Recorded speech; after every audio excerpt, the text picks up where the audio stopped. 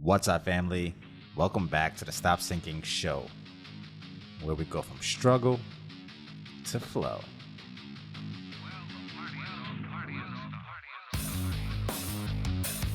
If there is a topic I am obsessed with that serves as a foundation for my relationship with myself, my relationship with you, my relationships with everyone, it's that everything we build should be on a bedrock of truth. Trust is co-created, and the making of trust is with truth. Without truth, all that's left over is any justification you can insert in a blank. Convenience, fear, tradition, habit, coping. People tell lies for all types of reasons like this. And they even lie to themselves. They lie to God. They make promises they don't keep.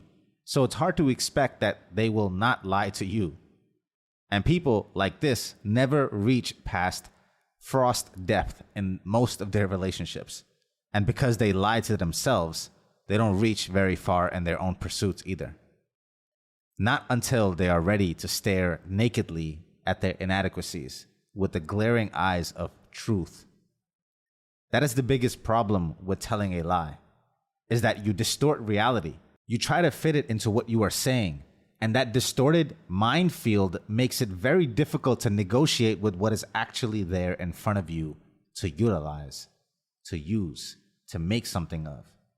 If you lie to yourself that you are always at your best, or you always do something the best, or that you have strengths you don't actually possess, then you will quite literally slow down that reality check, leading to strategic actions to actually, in reality, compensate for those gaps.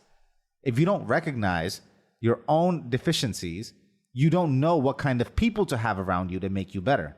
You don't know who to hire, who to keep, who to let go, what kind of people to have in your life, what kind of friends to keep, who to learn from, who to listen to.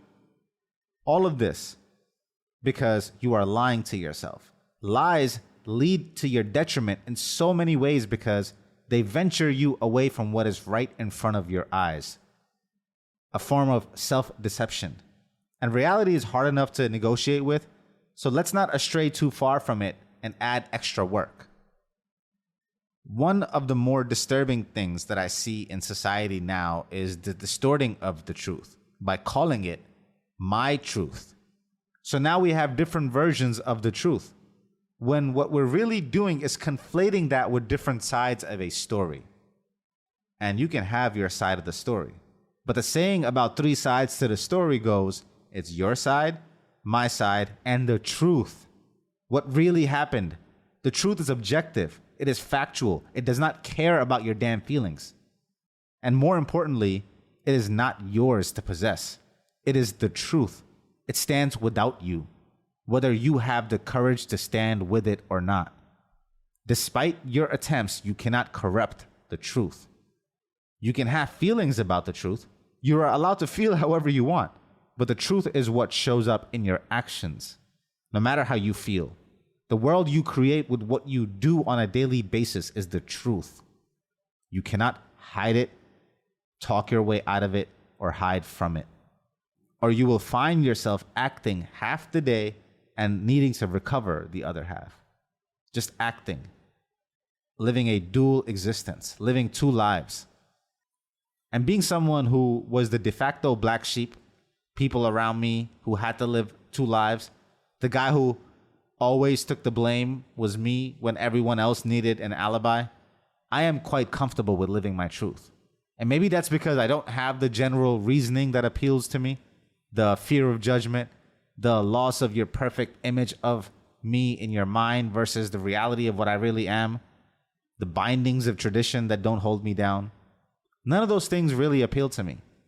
And they come up often as I see people around me skirt around their whole existence because of it.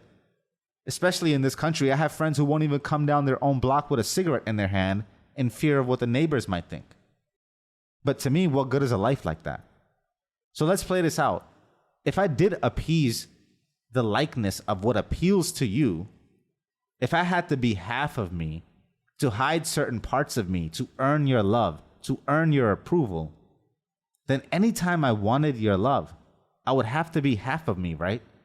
I now pigeonholed myself into this reality where I can't fully be myself. I have to be half of me to earn your love. What good is a love like that? I'd rather be blatantly me, so I know where we really stand. And if you love me for that, then we really have something that I can blossom in, that we can blossom in. And to take it further, I want to admit my truth so valiantly, so gracefully, so matter-of-factly, like it is what it is, that it gives the other person permission to live theirs, because it does not make me anything other than the labels you want to put on me. You see, the sooner you realize this, the sooner you will start seeing that the other half of the world, the people that you have in front of you, that you are holding yourself back from, those people have also been holding half of them back from you to earn your love. And you will start seeing that other half that people have been holding back from you to earn your love. So right now, you holding that back from others is you also being deprived of a full existence and the full of them. And I know it isn't easy, but the costs are too great to not live this way. We could talk about tactics, but it's really about understanding, no matter what tactics you apply. And we have often discussed the lifetime of resentments that it leads to when you don't speak the truth, to either not speak your own truth, or to not be able to express it, to really feel known or understood, and then to perpetuate this cycle for others to do the same with you. A generational cycle of resentment where people hold back half of their truth, only say what is palatable. A generational cycle of resentment that can start being broken with you speaking your truth, no matter how hard it is. It's a terrifying terrain, I know. A tough road to go down, it feels like at first. But the home you will build on the other side of the truth is one you can actually live in and grow in.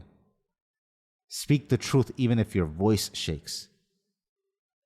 Anything is better than trying to sustain concurrent stories and lives. My friend told me a saying the other day that translates loosely to, "A day in the life of a lion is worth 100 lifetimes of a hyena."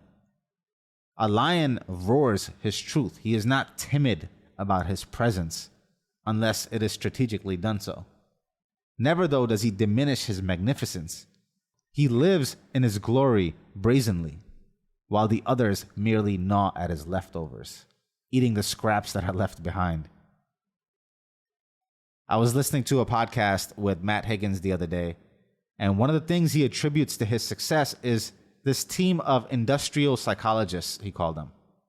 At a certain point in the trajectory of his success, he came to a realization during a work assignment where he had to have these psychologists give him feedback.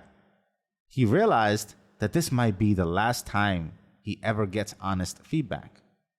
He knew where he was going. He would be surrounded by yes men and people who would tell him the version of the truth that would most appeal to him. And knowing the value of real honest candor and what it means to his development and how little of it is available the more successful you become, he kept this team around to give him objective assessment of his actions as he continued to succeed. So he didn't have to depend on the people around him, which kept him sharp and not believing his own hype. The truth will set you free if you let it. It will help you to continue to succeed. There are not many things as powerful and as miraculous as a human speaking the truth. One of my favorite quotes sums this up better than I ever could. "The gunfire around us makes it hard to hear, but the human voice is different from other sounds. It can be heard over noises that bury everything else, even when it's not shouting. Even when it's just a whisper. Even the lowest whisper can be heard over armies when it's telling the truth. Even your whisper, when loaded with the truth, is louder than the barrage of armies. Speak it. Own it. Speak the truth. Stay true, always. Love you, family. See you on the next show.